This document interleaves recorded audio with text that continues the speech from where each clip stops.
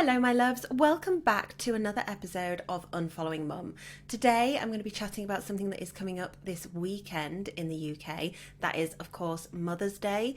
If you're in different countries then your Mother's Day might be at a different time, and I hope that you can look back on this podcast episode and find it helpful as well. It can be a really challenging time when you are estranged from your mother, or perhaps you've got a low contact relationship or just a very toxic relationship with your mother. But Mother's Day is a time when social media, marketing, supermarkets, literally everywhere is filled to the brim of all these fairy tale ideas of what motherhood looks like, of what a relationship with your mum looks like. Take mum out for afternoon tea, have a wonderful time with mum, say thanks to mum for all the amazing things she does for you. And especially if you are at the beginning of your estrangement and this is your first year or first couple of years, I think it's a really challenging time to be seeing all of these wonderful things. And then of course it also means that every Tom, Dick and Harry feels like they can inject themselves and say, oh come on, it's coming up to Mother's Day, you should call your mum, you should reach out to her, can't you just bury the hatchet and get along?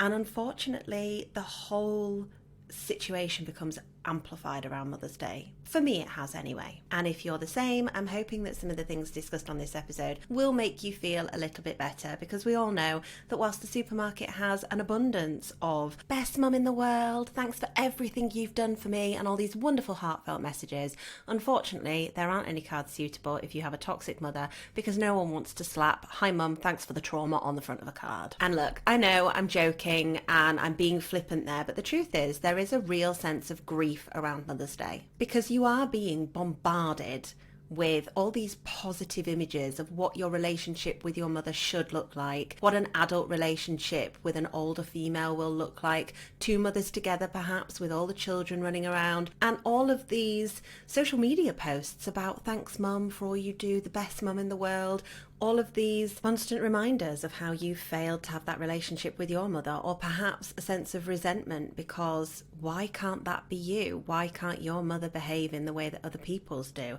And there's a sense of comparison and questioning, why wasn't I good enough to be treated that way? Why was my mother not in love with me enough as a child to have this relationship with me, to create this strong bond that takes us into adulthood?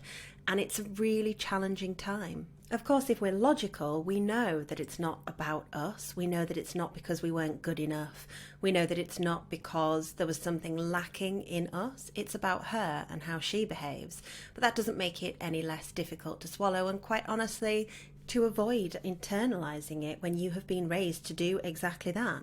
Adult children of emotionally immature or toxic parents are raised to internalize these feelings. And we've discussed it before on the podcast, that from an evolutionary point of view, of course we internalize as children that the fault must be with us, because it's far too damaging to think that the fault could be with our primary caregiver and that they actually cannot meet our needs.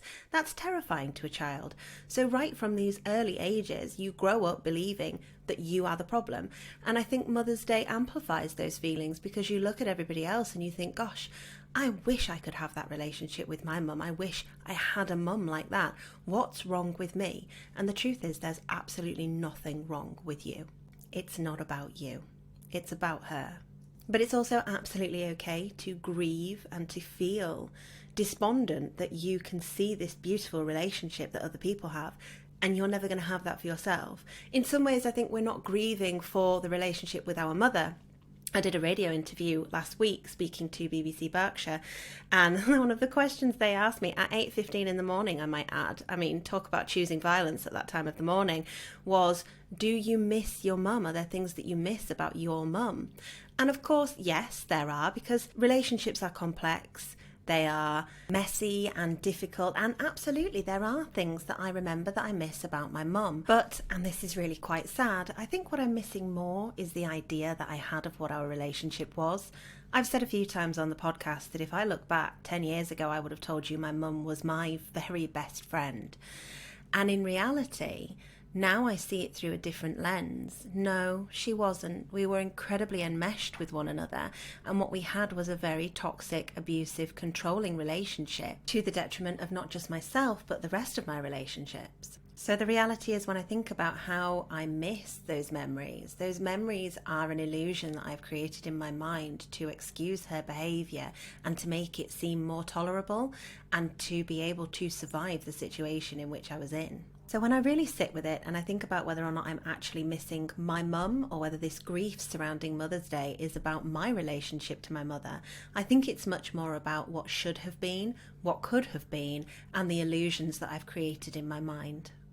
And also the social perception of what it means to have a relationship with your mother, because we know that a lot of the people who are posting about their mums on Mother's Day don't actually have the relationship that we might think that they have behind closed doors. I was one of them. And if they do, that's wonderful. And it's not to detract from those wonderful, healthy relationships, but rather to say, actually, relationships are messy and complicated. And whilst we as daughters or sons who are estranged, who have toxic relationships, whatever your situation might be, are busy comparing ourselves at these time of years to all these wonderful portrayals of happy relationships, it's important to remember that, one, we don't always know what's going on behind closed doors, and two, that has no reflection on you as a person and your worth. So let's have a little look at what some of you guys thought about Mother's Day. I popped out on my Unfollowing Mum channel on Instagram and TikTok. You can find it at unfollowing_mum on Instagram and just unfollowing mum on TikTok, of how do you feel about Mother's Day when you are estranged or you have a low contact situation with a toxic parent. And one of the most commonly used words in those responses was dread. And I think that's really worth examining.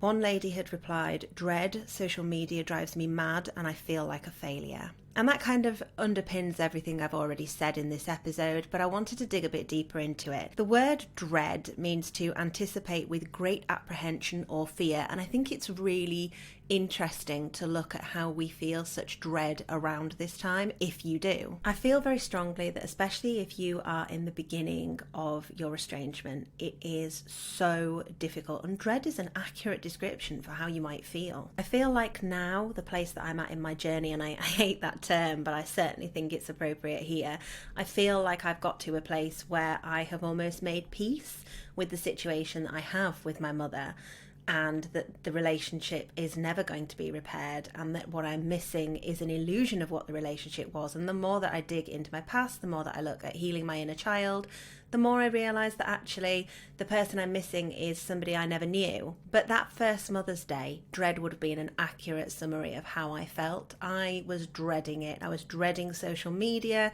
seeing all the wonderful happy posts. I was dreading all of the emails offering me a chance to do Mother's Day. I was dreading seeing ad campaigns, because most of the work that I do comes from content creation, and I knew that I would be seeing all of these wonderful ad campaigns, and I knew that they would be coming in as offers to work on them, and I would yet again have to point out that I don't have a mum to do that with. So dread is absolutely an accurate word for describing how I felt about it. It's such a deep feeling, and sometimes I think the build up to the event is worse than the actual event itself.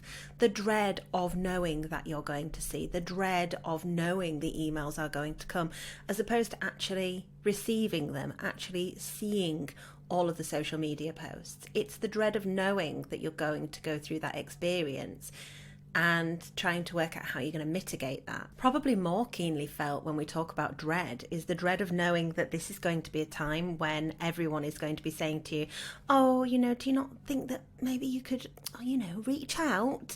Or saying to you, "Oh, well, you should really send a Mother's Day card, just extend the olive branch." And the dread of knowing that you may well receive contact from flying monkeys, which is a term commonly used to describe people who the narcissistic parent encourages to reach out.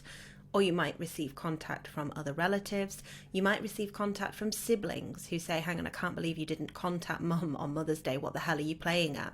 It's the dread of knowing that all of these things are situations that you are likely to be faced with at this time of year. One lady commented, "I stay off social media completely.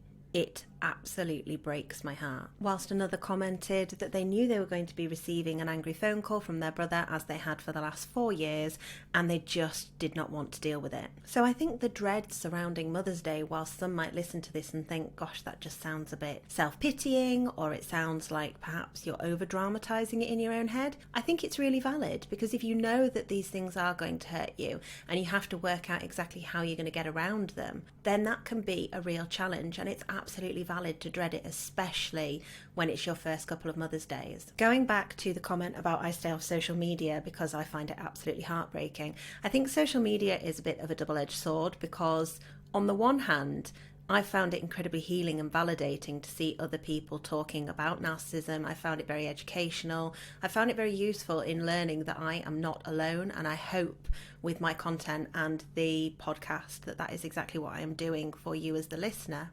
So whilst it might feel really positive, especially if you are alone around Mother's Day or you're not a parent yourself, to be able to focus or shift focus onto yourself as a mother, it might be useful to hear stories from other people or to find some sense of community. It's also a place where you are going to see all these wonderful happy posts and all this, oh, thanks for being the best mum in the world, and see all of the marketing that goes around Mother's Day.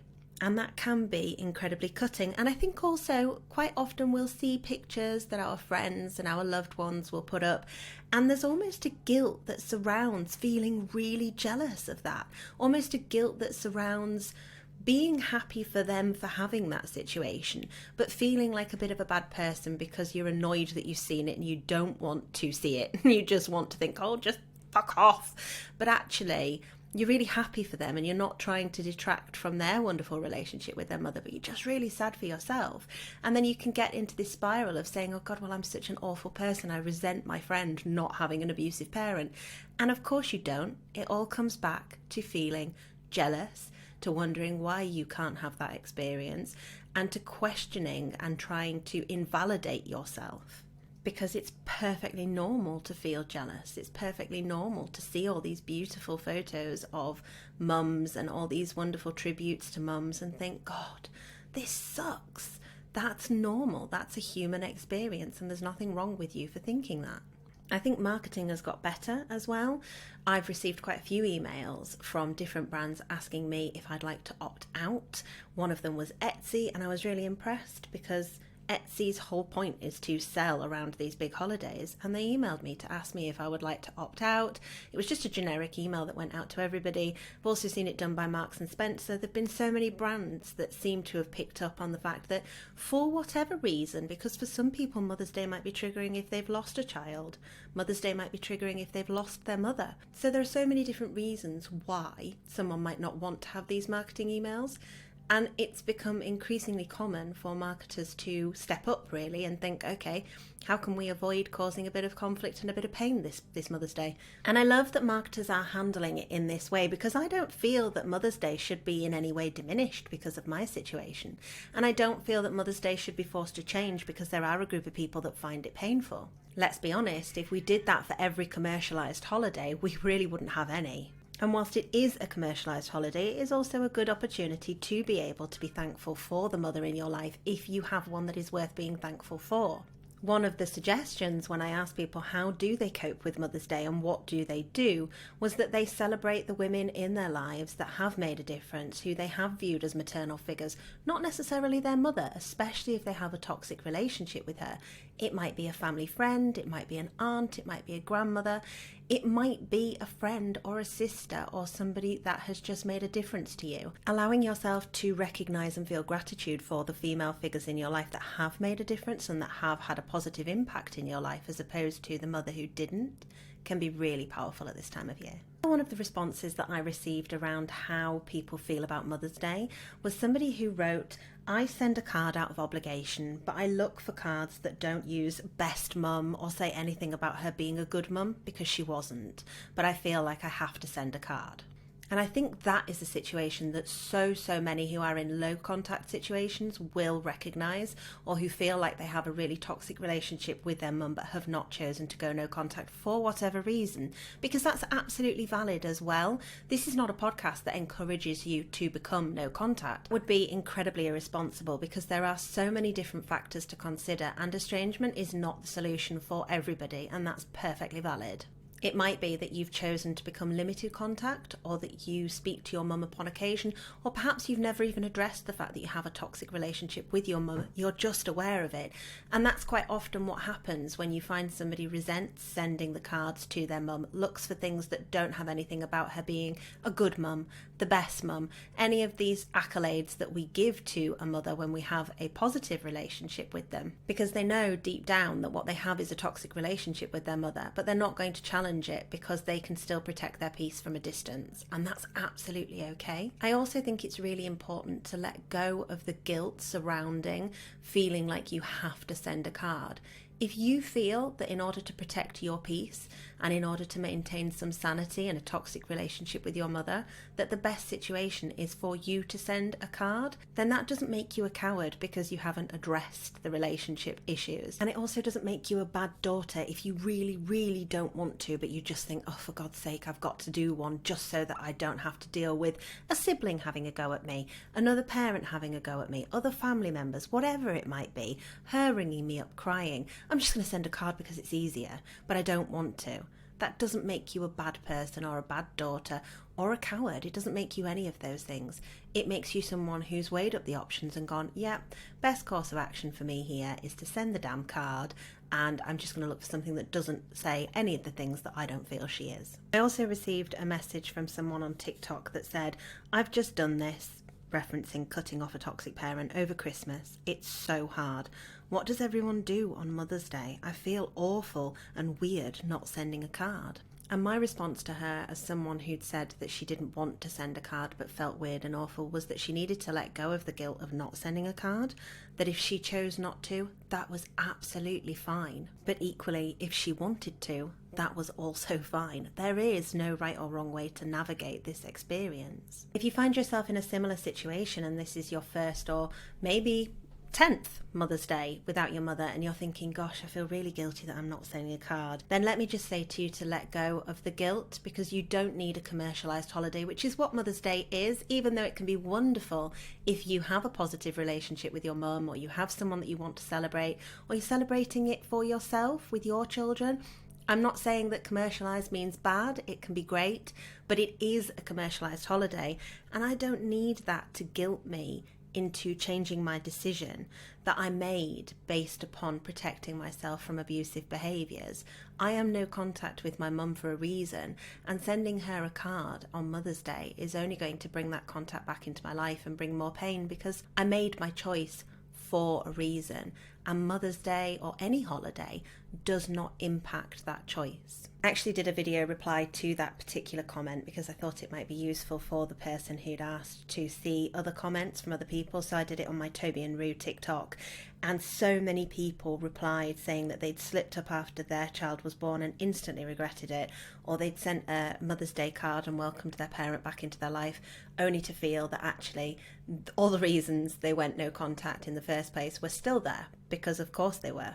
With lots of people saying that they felt odd for their first couple of Mother's Days, but eventually realised that actually their lives were much healthier and happier without the parent there. So I think regardless of what stage you're at, whether you are aware that you have a toxic relationship with a parent, you don't really feel particularly close to them, you want to send a card, but you don't want anything that says best mum because that's not reflective of your relationship, or you're low contact and you will send cards and maybe see each other at special events and that's it, or you're like me and you're full no contact and you're choosing not to send anything, the most important thing is to let go of the guilt surrounding it. Another response that I received that I think not only did I relate to completely, but I think a lot of you will relate to as well, was from somebody who wrote how sometimes events like Mother's Day, Christmas, you remember the good times and start to gaslight yourself thinking, did I imagine the abuse? Show of hands, how many of you have sat there and thought, did I imagine this? It can't really have been as bad as it was. Or you've had to actively talk to yourself and stop justifying your parents' behaviours because that's what you've done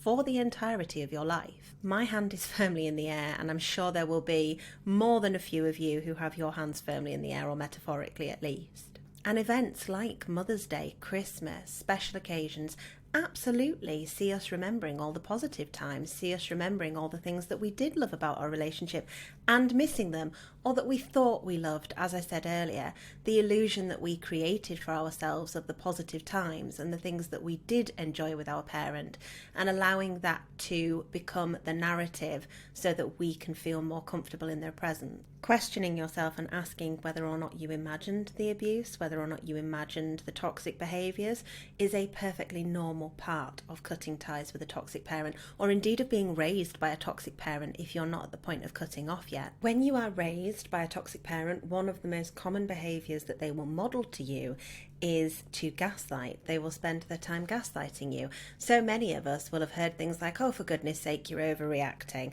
when actually, in fact, what you're doing is calling out toxic behaviour in a perfectly reasonable way. Or you will have heard, don't be ridiculous, you're imagining that. That never happened.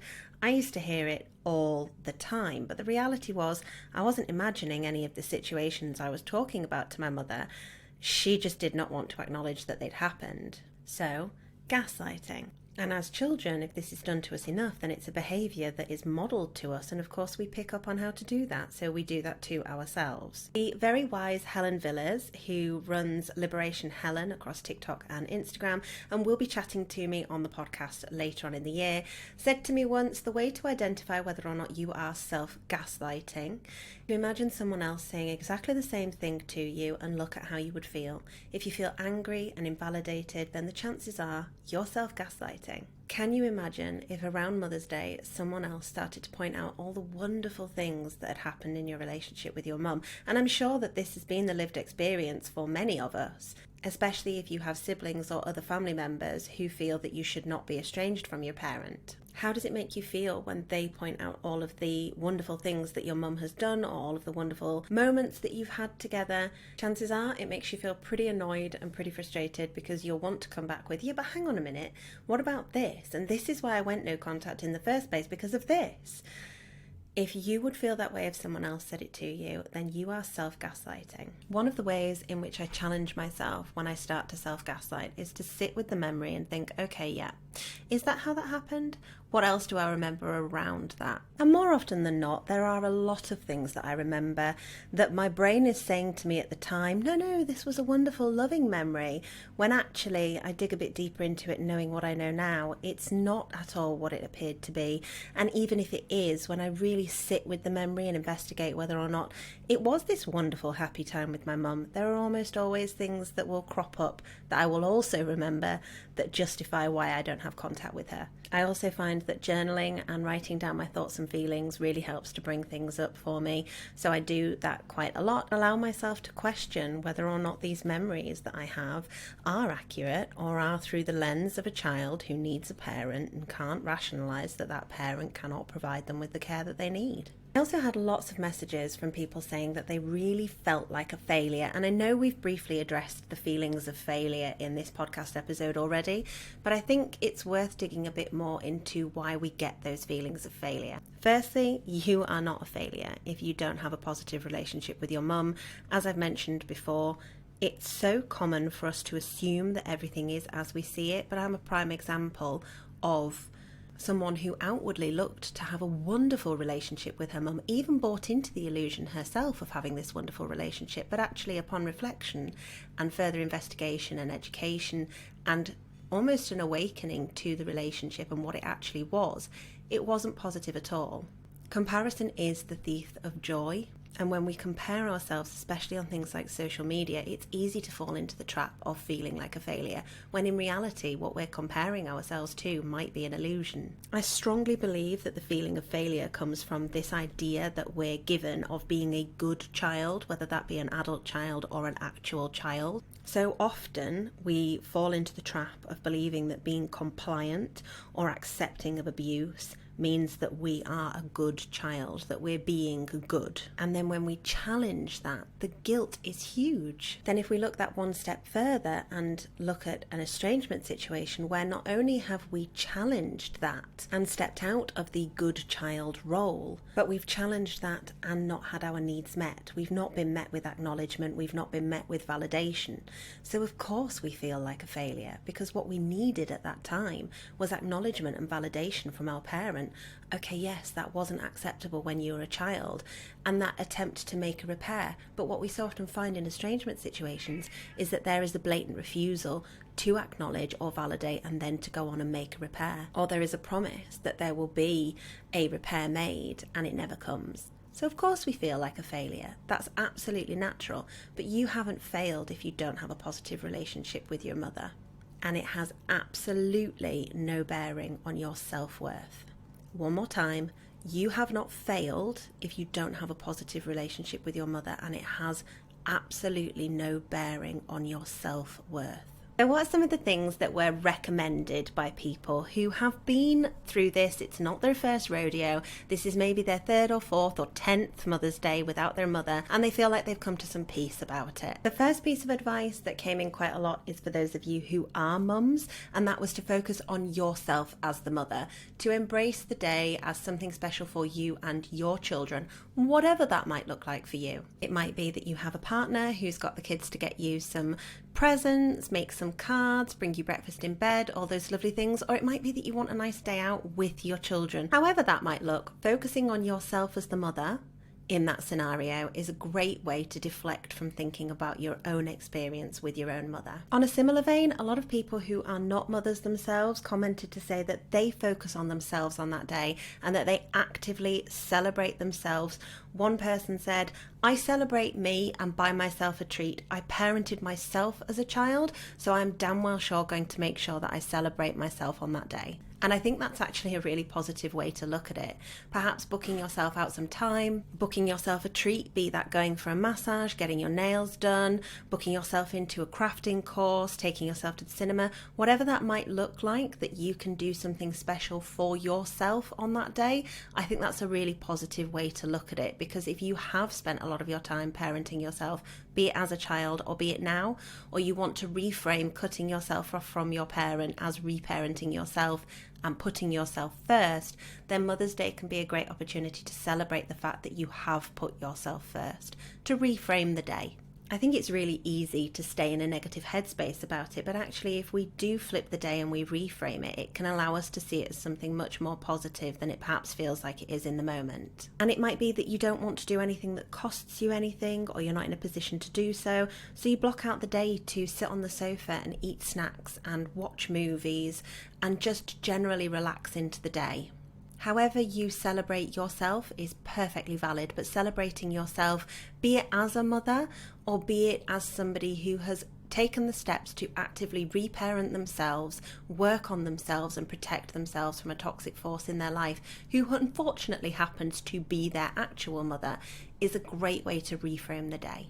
Another suggestion that came in thick and fast was people saying that they either celebrated their mother-in-law, they celebrated their grandmother, auntie, or a family friend who'd been much more of a maternal force in their life. And whilst I really love this idea for other people, and I think it can be a really positive and empowering way of flipping the narrative around the day and looking and celebrating all of the positive women in your life, I found that this actually made me feel worse. And I guess it can feel a bit awkward. In a way, for me, I didn't want a substitute mother. I wanted the one that I had. I just wanted her to be a better person. So I felt like, for me, trying to fit someone else into that role made me feel quite resentful, and I didn't have a different female figure growing up. What I did have was a mum who was insanely jealous of any other potential maternal figure in my life. She was incredibly jealous of my mother-in-law, really did not like her at all because she saw her as a threat to her influence. And on a subconscious level, there's still that element of feeling like you are betraying her, certainly for me, and it's something that I have to work on and actively work on still at this point, this feeling of betrayal.